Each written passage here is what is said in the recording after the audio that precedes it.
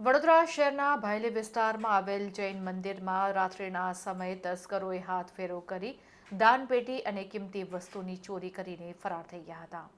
વડોદરા શહેર નજીક ભાયલી વિસ્તારમાં રોડ ઉપર જૈન મંદિર આવેલું છે. આ જૈન મંદિરને ગત રાત્રિના સમયે ચોર ટોળકીએ નિશાન બનાવ્યો હતો અને મંદિરના દરવાજાના તાળા તોડી દાનપેટીમાંથી રોકડા રૂપિયા તથા કિંમતી વસ્તુઓની ચોરી કરી તસ્કરો ફરાર થઈ ગયા હતા.